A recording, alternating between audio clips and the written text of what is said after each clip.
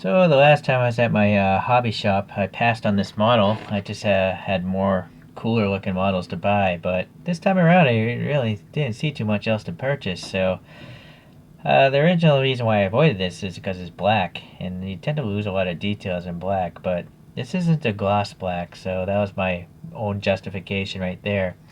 And for some reason, I seem to be on a good streak with Tarmac Global64s, but I have a bad streak with the hobby grade ones. So let's take a look at this guy here.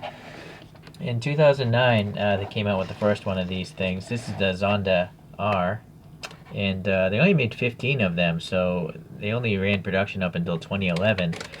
And this was based off of the, well, I can't say it was based off the Zonda F, because it only shared 10% with the Zonda F. It was basically a test bed for the upcoming Huayra car. So it might look like a Zonda, but I guess a lot of it underneath is not a Zonda, and it ultimately became a Huayra. Anyways, it's still it's a hypercar for sure. Let's see here on the back. There's not much important there. I have now learned that this whole blister packaging supposedly is going to go away. So hopefully they'll go to more like TLV or Mini GT style of packaging. You know, where it actually protects the car with that cardboard box. Okay, so let's see some of the stats I found here. Hopefully they're correct. But it's supposed to be powered by a 6-liter Mercedes V12 engine, making around 740 horsepower. And then that's supposed to let this thing accelerate 0 to 60 in 2.8 seconds. And also pull 1.25 Gs with its massive tires and being so low to the ground. Theoretically, it's supposed to go up to 220 miles per hour. I'm not sure if anyone's proven that, though. But it did set some records. At the Nürburgring in 2010, it was the fastest car to go around there in 6 minutes 47 seconds, so it beat out the Ferrari 599XX. But I'm sure it's not the fastest car anymore. Okay, so anyways, looking at the pictures, it's not too far off, I guess. Well, you know, pause the video and decide for yourself. Okay, so let's take a look now. So it's not gloss black, so I guess you can see the details here. But what's going on here? Where's the vent? Oh my god. I gotta look back in this blister. Hopefully it just fell out and I can glue it back. There's the box. It's not in the blister. Yeah, so I'm gonna have to go to the dealer and see if they have another one. I just don't know if they had another one. So that's a shame. So be mindful of that, guys. I mean, I think this is a brand new product, and where's the quality control? There's a QC4 sticker on here, but it's missing a vent, right? This piece is just totally gone, so I'm gonna have to email Tarmac Works again. This is just crazy. I had a problem with one of their hobby grades with the bad paint, and we'll see if they can fix that problem, but this is number 2. So, boy. Well, we're going to continue on with the review since I've opened the thing anyways. Okay, so let's see. Yeah, the black paint, you can see some details, or missing details.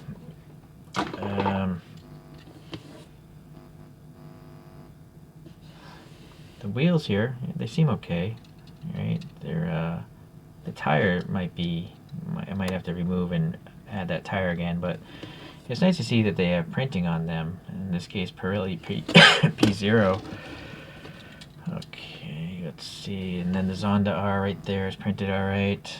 Yeah, let's see. Going around to the front here. It's just plain. You would think that they could have like molded in a grille texture. Maybe the real car doesn't have a grill, but even if it doesn't, it's just weird just to see plain plastic there. A little silver here, or I guess it's silver. Yeah, I think it's silver. It's not white for those headlights, little dots. And then what's going on? I feel like this thing is oily. Like it's covered in oil. So that's a little strange as well. Although I've seen it, I think, in green lights too. This is just shallow and blanked off. Would have been maybe nice to have some ribs to pretend it's like a radiator, or even better, part of a radiator fan. This printing is a little bit offset to the right. You can see there's not much black here, but there's much more on this side. There's supposed to be a Pagani logo there. It would have been nice if they just painted an oval or something. The painting up here is good though, and the blackout seems alright. What's going on here? Is that a separate piece? Have to be really careful. I think it's part of the window molding, but it's so thin that it's pretty nice. Okay, so the R on the roof there. I don't know, it doesn't seem like it's printed very well. Unless this is just lint or something. No, I do think it's white paint right there. Alright, mirrors there. They're pretty rigid mirrors. They would break. They do have silver in them though, so that's nice. A little silver paint detail. On this side of the car, seems okay.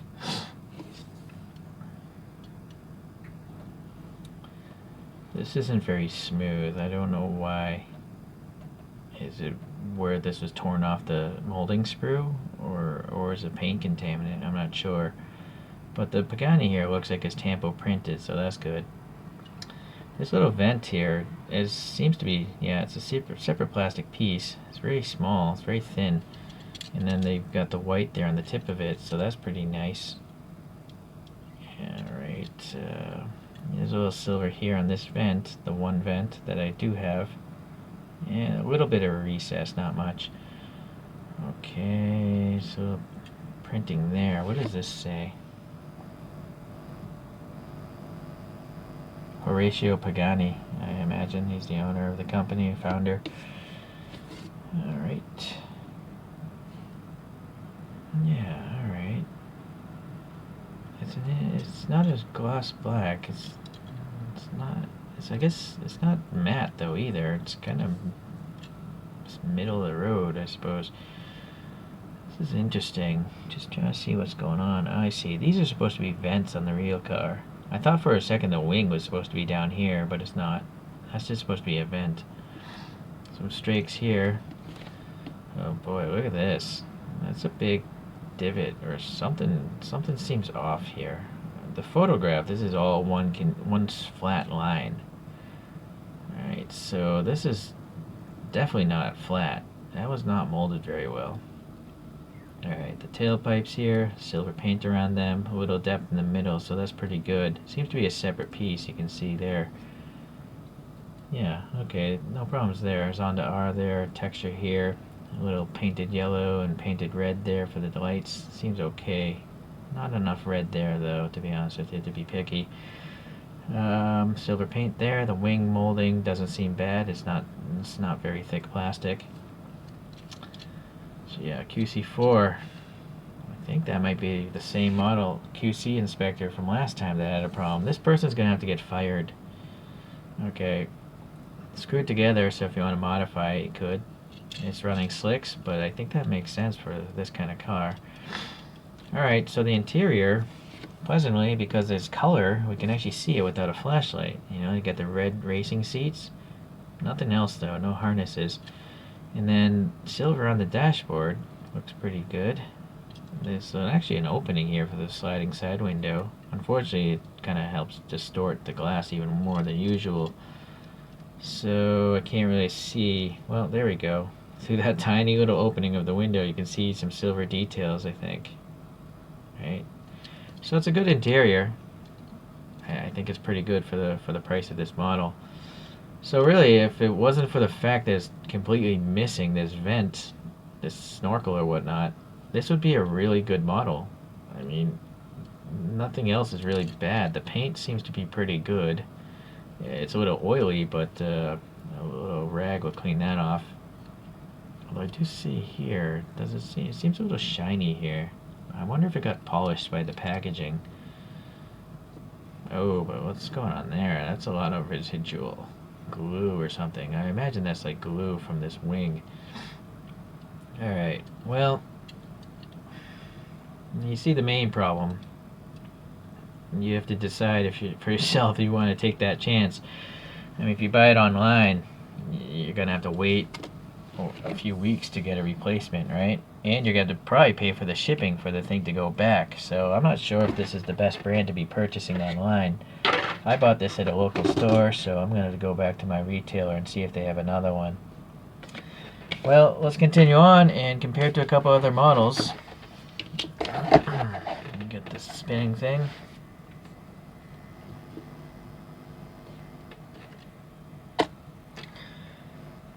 So that's got to be a wealthy group of people meeting there, or maybe that's just one person's collection. Maybe it's the factory's photo. I'm not sure. Alright, so this next one is by Granny and Partners. It's part of their hypercar collection. It is the 2009 Cinque Roadster, or the number 5 Roadster. Okay, it's actually, it's actually a pretty good model. Considering these were sold at like 7-Elevens, the thing has, this gimmick of this removable piece. But I gotta say, this model has a better engine than most TLVs. Well, all TLVs. Who are we kidding? No TLV has an engine this well designed. I mean, it's literally got a roll cage around there. And it's way better than an Auto World or Greenlight engine. It's actually, or Kyosho even. Really, it's a quite fantastic engine. If that sort of stuff matters to you. I would rather actually not have it there because it creates these ugly gaps. But anyways, I think this thing was probably like $6 or $8 maybe. Less than $10 when it was sold new. So it gives you an idea about the value and the lack of value in certain brands. So here's another Granny and Partners. This is the Zonda Revolution. I think it came out the real car came out in 2012. So it's a much longer one. I think the Revolution was maybe an extension of this. It was an evolution before the Huayra came out. So again, this one, it does have a different engine. The shocks are in a different location, but it's got a roll cage around it. And look at those exhaust pipes. So it's just weird that something you could buy at a convenience store has more details than like a TLV or a Tarmac Works hobby.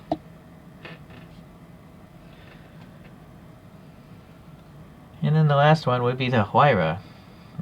This model is made by some unknown generic brand. I don't think it had any branding, the packaging, but it's actually a great model. It's quite good indeed. I bought it off, I think, I can't remember. Either AliExpress or Small Ants model.